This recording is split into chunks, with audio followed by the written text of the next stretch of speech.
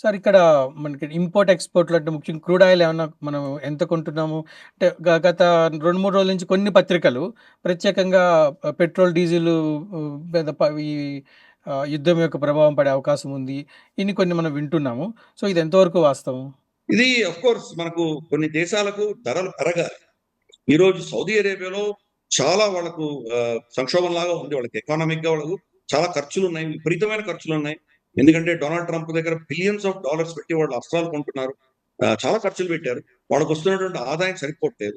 75, 80 డాలర్లు per barrel ఏదైతే వాళ్ళు అమ్ముతున్నారో ప్రపంచవ్యాప్తంగా ఇప్పుడు, అది వాళ్ళకి సరిపోవట్లేదు. ఇది కనీసం అంటే $100కి కొన్ని నెలలైనా ఉండాలి అని వాడు కోరుకుంటున్నారు. కానీ దౌర్భాగ్యవశాత్తు ఏమైందంటే ఈ యొక్క ఆపరేషన్ ఏదైతే ఆపరేషన్ లయన్ ఇజ్రాయెల్ తర్వాత మనకు అమెరికా చేశారో వీళ్ళకి ఇరాన్ వ్యతిరేకంగా ఈ దీని యొక్క ప్రభావం మనం చూసాం 12 రోజులు దాటి లేదు. కాబట్టి చమురు పెద్దగా పెరగలేదు.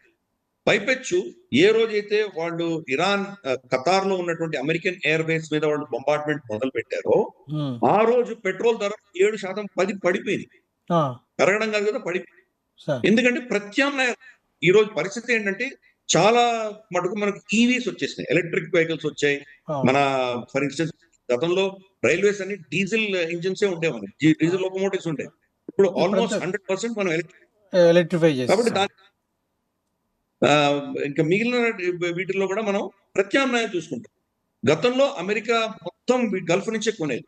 అమెరికా గల్ఫ్ కి లార్జెస్ట్ కస్టమర్ గా ఉంటారు. ఇప్పుడు అమెరికా అక్కడ ఒక్క బ్యారెల్ కూడా కొనట్లేదు. పైపెచ్చు వాళ్లే వీళ్ళ కాంపిటీషన్ గా ప్రపంచం వ్యాప్తంగా అమెరికానే అమ్ముతుంది. వాళ్ళ దగ్గర అన్ని నిల్వలు ఉన్నాయి వాళ్ళ దగ్గర. కాబట్టి మనం కూడా ప్రత్యామ్నాయం చూసుకుంటున్నాం. రష్యా అసలు ఇక్కడ సీన్ లోనే లేదు. ఈ రోజు రష్యా నంబర్ 1 సప్లయర్ భారతదేశం. నంబర్ 2 దేశం వచ్చి ఇరాక్. నంబర్ 3 వచ్చేసి మనకు సౌదీ కావచ్చు, లేదా ఒక నెల సౌదీ ఉంటుంది, ఒక నెల అమెరికా ఉంటుంది. ఇలా మనం డైవర్సిఫై చేసుకుంటాం. కాబట్టి రేపటి రోజు అక్కడ ఏమైనా ఇబ్బంది వచ్చినా మనకు వేరే ప్రత్యామ్నాయాలు ఉన్నాయి. నైజీరియాని చూస్తాం. నైజీరియా భారతదేశం లేకపోతే వాళ్ళ మెడికల్ సిస్టమ్ కొలాప్స్ అవుతుంది. వాళ్ళ టెలికమ్యూనికేషన్ అంతా మనమే మేనేజ్ చేస్తున్నాం. ఎన్నో అంశాల్లో మనమే చేస్తున్నాం. ఇన్ఫాక్ట్ ఆయిల్ ఇండస్ట్రీ కూడా నైజీరియాలో మన వాళ్ళే వెళ్ళి చేస్తున్నారు. అక్కడ ఏదైనా ఈ బొకో హరాంకి వాళ్ళకి గొడవలు అవుతున్నప్పుడు భారతీయులు అక్కడి నుంచి వచ్చేస్తే వాళ్ళ చమురు ప్రొడక్షన్ కూడా అయిపోయింది. కాబట్టి నైజీరియా నుంచి మనకు ఆప్షన్స్ ఉన్నాయి. వెనెజువేలా వెనెజువేలా నుంచి కొనుక్కోవచ్చు. మనం చాలా ఆప్షన్స్ ఉన్నాయి. కాబట్టి ధరలు పెరిగినా తాత్కాలికంగానే ఉంటే అంతకుమించి ఉండవు. పైపెచ్చు యుద్ధం ఆల్రెడీ ఆగిపోయింది కాబట్టి సమస్య ఎక్స్పోర్ట్ మీద పడే అవకాశం ఉందా సార్? అంటే ముఖ్యంగా బాస్మతి బియ్యం మనం చాలా ఎక్కువ ఎక్స్పోర్ట్ చేస్తాం భారతదేశం నుంచి ఇరాన్. కొంత రేట్లు తగ్గినాయి, రైతులు మీద వాటి ప్రభావం పడే అవకాశం ఉంది అంటున్నారు.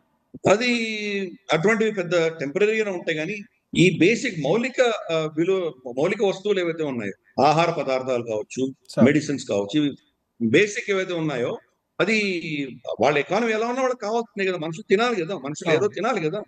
కాబట్టి అలాగే వాళ్ళకి బేసిక్ ఆరోగ్యానికి కావాల్సిన పారాసెటమాల్, వాళ్ళకి ఏదో ఇటువంటి బేసిక్ మెడిసిన్స్ అయితే కావాలి కదా. కాబట్టి వాటిల్లో పెద్ద తేడాలు ఏమి ఉండవు. ఎక్కువ తక్కువలు ఉండొచ్చు. ఎందుకంటే వాడు యుద్ధం చేస్తున్నప్పుడు అక్కడి నుంచి వచ్చే షిప్పులు అన్ని ఆగిపోతాయి కాబట్టి మనం కూడా పంపించలేం. కాబట్టి మనం ఇన్ఫాక్ట్ మన ఎయిర్ క్రాఫ్ట్స్, మన ఫ్లైట్స్ అన్ని కూడా ఆపేసుకున్నాం. ఖతార్కి వెళ్ళే ఫ్లైట్స్ ఆపేసుకున్నాం. యూఏఈ వాళ్ళ ఎయిర్ స్పేస్ కువైత్ ఆపేసింది.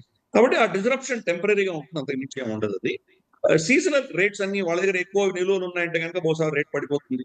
రేపటి రోజు వాళ్ళకి మళ్ళీ నిల్వలు తగ్గాయంటే మళ్ళీ పెరుగుతుంది. ఇది నార్మల్ బిజినెస్ సైకిల్, ట్రేడ్ సైకిలే కానీ అంతకు మించి పెద్ద సంక్షోభం ఏమీ లేదు. పైపెచ్చు దీని నెక్స్ట్ లెవెల్ కి మన రైతులు కూడా వెళ్లాల్సిన ఆవశ్యకత ఉంది.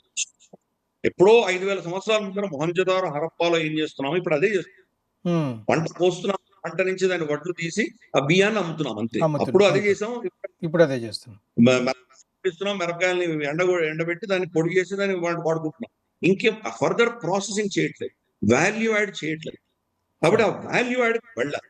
మన అగ్రికల్చర్ వాల్యూ యాడ్కి వెళ్ళిందంటే కానీ ఈ సంక్షోభాలన్నీ తట్టుకునేటువంటి కెపాసిటీ మనం వెళ్తాము.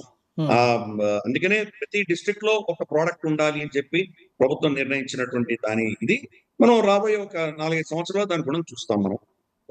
ఇవన్నీ టెంపరీ సెట్ బ్యాక్స్, అంతకుమించి మనం వరి అవ్వాల్సింది లేదు. సార్, ఇరాన్ సంబంధించి చివరి క్వశ్చన్ సార్. ఇప్పుడు ఈ దశలో పాకిస్తాన్‌ని మనం ఎలా చూడాలి? అంటే వాళ్ళకి మిత్ర దేశంగా ఉండింది. మొన్న మునీర్ లంచ్ మీటింగ్‌లో కేవలం దీని మీదే జరిగింది ఇరాన్ మీద అని అంటున్నారు.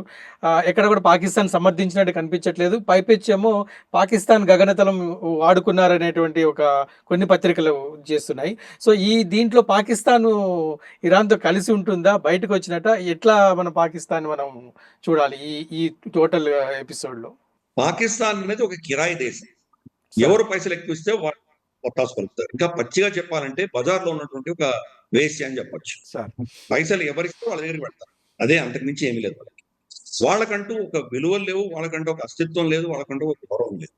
ఆ భూభాగాన్ని ఎవరు వాడుకుంటే వాళ్ళకి పెడతారు. అమెరికాకి అవసరం వచ్చింది ఈ అటాక్ చేయడానికి. కాబట్టి వాళ్ళ ఎయిర్ స్పేస్‌ని వాళ్ళ దీన్ని వాడుకొని బలూచిస్తాన్ మీదుగా వెళ్లి అక్కడ కొట్టుకొచ్చారు. దానికి ప్రతిఫలంగా ఏం అడిగారో నాకు తెలియదు. ఎందుకంటే వాళ్ళ ప్రజలకు ఏదో మాకు లోన్లు ఇవ్వండి, పెట్టుబడులు పెట్టండి, మాకు ఏదో ఇక్కడ మాకు ఏదైనా డొనేషన్లు ఇవ్వండి, ఇవి అడగరు వాళ్ళు. వాళ్ళు అడిగేది ఏకైక విషయం ఏముంటుందంటే భారతదేశం మీద మేము యుద్ధం చేయడానికి మాకు క్షమత పెంచండి, మాకేవో అడిషనల్ అస్త్రాలు ఇవ్వండి, అడిషనల్ బాంబులు ఇవ్వండి, లేదో అడిషనల్ ఏదో మాకు టెక్నాలజీ ఇవ్వండి, లేదా రేపటి రోజు మేము భారతదేశం మీద యుద్ధం చేసినప్పుడు మీరు ఆ పక్షాన్ని నిలబడండి.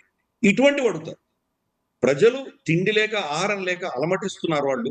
ఆ దేశం సంక్షోభంలో ఉంది. భారతదేశం నీళ్లు ఆపేసిన తర్వాత వాళ్ళ వ్యవసాయం అంతా అస్తవ్యస్తం అయిపోయింది. మందులు మన దగ్గర నుంచి వెళ్ళకపోయేసరికి ఈ రోజు అక్కడ చిన్న తేలుకాటు, పాము కాటు కూడా మందులు లేవు. కుక్కలకి ర్యాబిస్ ఇంజెక్షన్స్ లేవు. బేసిక్ మెడిసిన్స్ కూడా లేకుండా సతమతం అవుతుంది దేశం. కానీ వాళ్ళ దృష్టి అంతా కూడా దీని గురించి ఉంటుంది. కాబట్టి డొనాల్డ్ ట్రంప్ తో వాళ్ళు చర్చించినప్పుడు ఇటువంటివే అడిగి ఉంటారు. వాళ్ళకి కావాల్సింది భారతదేశానికి వ్యతిరేకంగా మాకేమి ఇస్తారు, F-16లకు మీరు ఏమైనా బాంబులు ఇస్తారా, ఇటువంటివేవో అడిగారు. అవి క్రమేపీ మనం రాబోయే రోజుల్లో చూస్తాం. అమెరికా సడన్ గా వాళ్ళకి ఏదో ఇవ్వడం, డ్రోన్స్ ఇవ్వడం, ఇటువంటివేవో ఇస్తారు.